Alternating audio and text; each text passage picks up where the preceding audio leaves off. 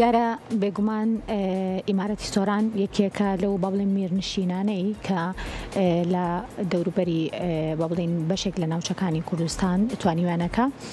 حکومڕانی بکەن و بێگومان میرنشینەکانیش هەر یەکەیان توانیوانەکە جێدەستی خۆیان هەبێت و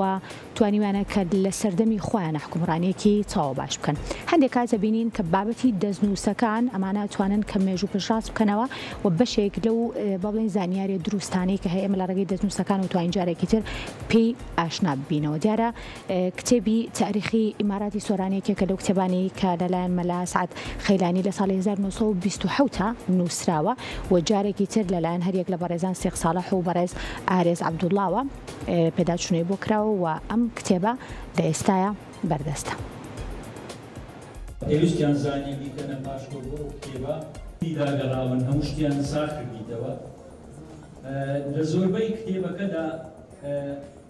بۆمان کردیا قسەمان کردیا و هیوادارین هەروە با ئامادەبوونی ژمارەیەکی زۆر لە ڕۆشنبیر و ئەجیبانی لقی هەولێری یەکێتی نووسەرانی کورد کۆڕێکی بۆ ناساندن و بڵاوکردنەوەی کتێبی تاریخی ئیمارەتی سۆران ڕێکخست. کتێبەکە لەلایەن مەلا سعد خەیلانی لە ساڵی 1927 بەدەست نووسراوە. لە ماوەی ڕابردوش لەلایەن سێخ ساڵح و ئارێز عەبدوڵڵا ساختکردنەوە و ئامادەکراوە بە چاپیان گەیاندووە. کتێبی تاریخی ئیمارەتی سۆران باس لە مێژووی 400 ساڵی میرنشینی سۆران و میرنشینەکانی دیکە لە ڕووی کۆمەڵایەتی و سیاسی ئەو کات دەکات و ژیان نامەی زاناکانی سەرتاسەری کوردستان لە کتێبەکەدا خراپنە سەر. دی هەولێرە لە هۆڵی شەهید مەهدی خۆشناو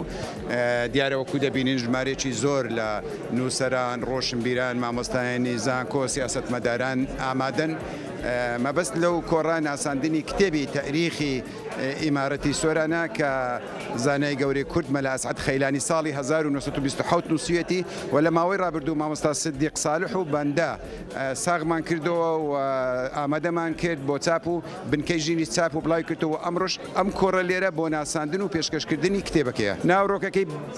کتێبێکی مێژوویە زیاتر باسی مێژووی 400 ساڵەی سۆران دەکاتن بەڵام حکومڕانی پاشای گەورە خانزادی سۆران باسی زۆر شتەکە و لەگەڵەوەشدا بارودۆخی کۆمەڵایەتی بارودۆخی سیاسی ئەو کاتە دەخاتە ڕوو واتە کتێبێکە ڕاستە نزیکەی 100 ساڵ پێش ئێستا نووسرایە بەڵام باسی 400 ساڵ پێشتر دەکاتن واتە مێژوویەکی دوور و درێژی کوردستان بەگشتی و ئیمارەتی سۆرانیش بە تایبەتی دەکاتن.